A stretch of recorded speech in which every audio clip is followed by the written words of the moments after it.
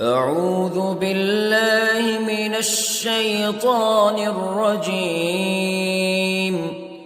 بسم الله الرحمن الرحيم. الرحمن علم القرآن خلق الإنسان علمه البيان.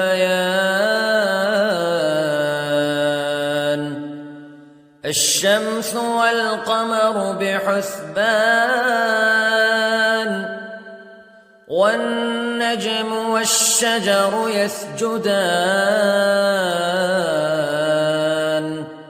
والسماء رفعها ووضع الميزان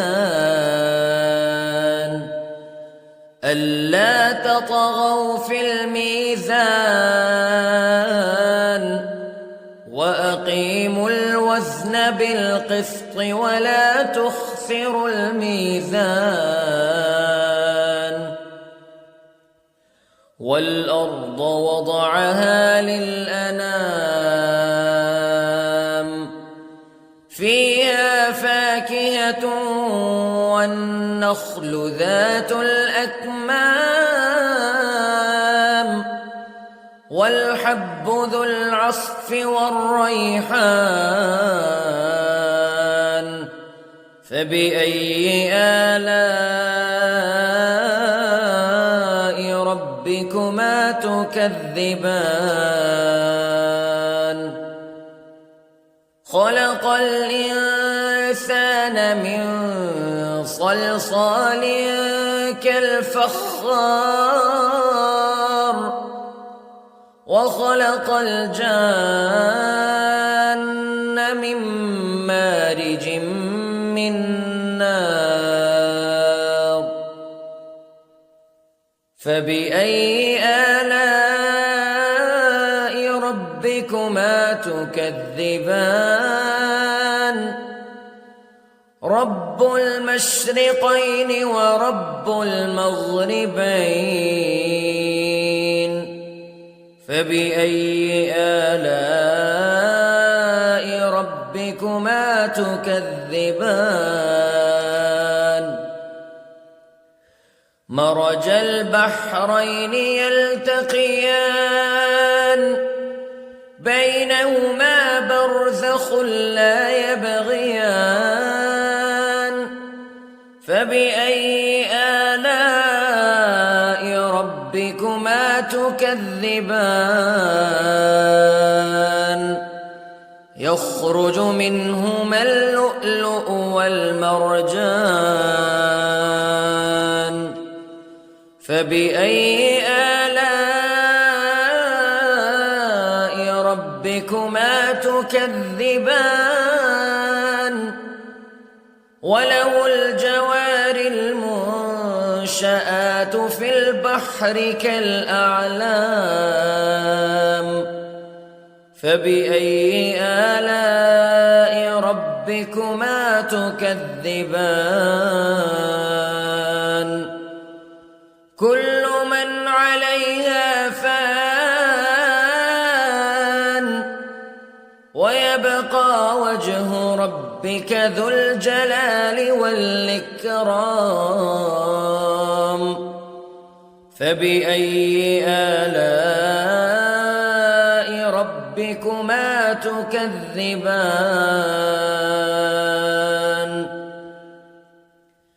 يسأله من في السماوات والأرض كل يوم هو في شأن فبأي آلاء ربكما تكذبان. سنفرغ لكم أيها الثقلان فبأي آلاء ربكما تكذبان.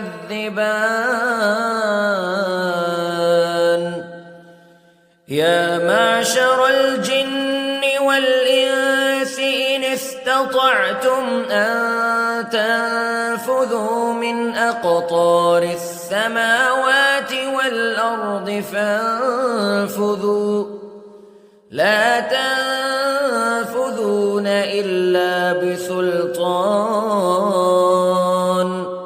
فبأي آلاء ربكما تكذبان يرسل عليكما شواظ من نار ونحاس فلا تنتصران فبأي آلاء ربكما تكذبان فإذا انشقت السماء فكانت وردة كالدهان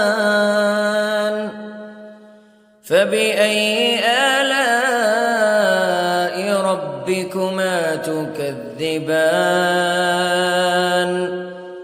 فيومئذ لا يسأل عن ذنبه إنس ولا جان فبأي آلاء ربكما تكذبان يعرف المجرمون بسيماهم فيؤخذ بالنواصي والأقدام فبأي آلاء ربكما تكذبان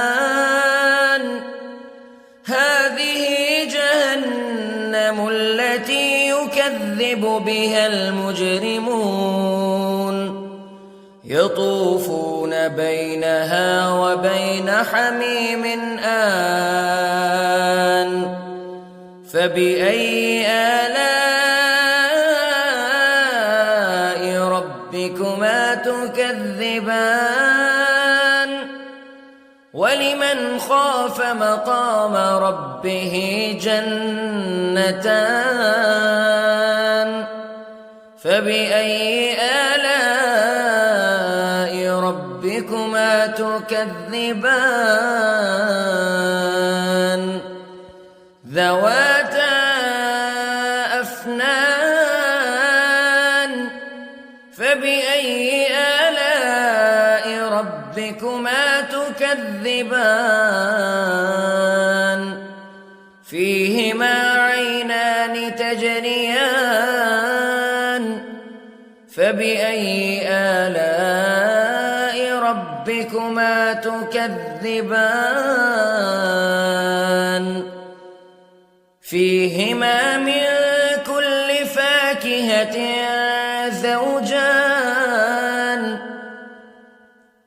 فبأي آلاء ربكما تكذبان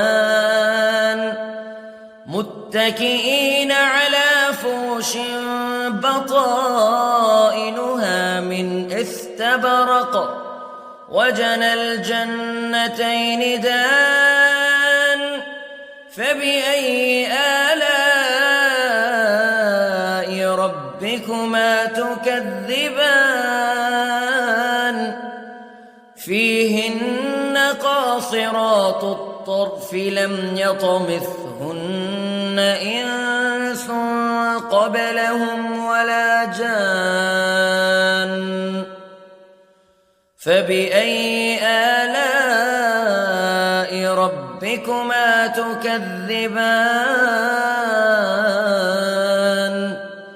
كأنهن الياقوت والمرجان فبأي آلاء ربكما تكذبان هل جزاء الإحسان إلا الإحسان فبأي آلاء ربكما تكذبان ومن دونهما جنتان فبأي آلاء ربكما تكذبان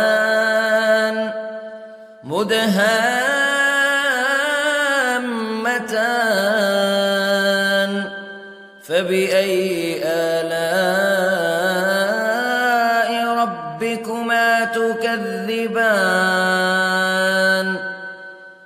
فيهما عينان نضاختان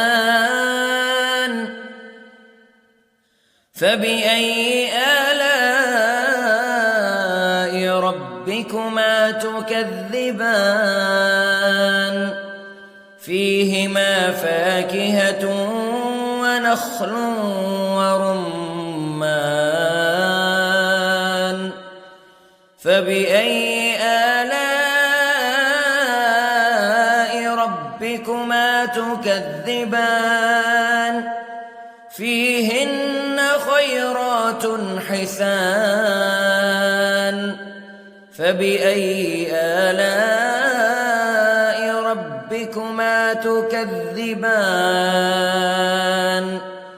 حور مقصورات في الخيام فبأي آلاء ربكما تكذبان لم يطمثهن إنس قبلهم ولا جان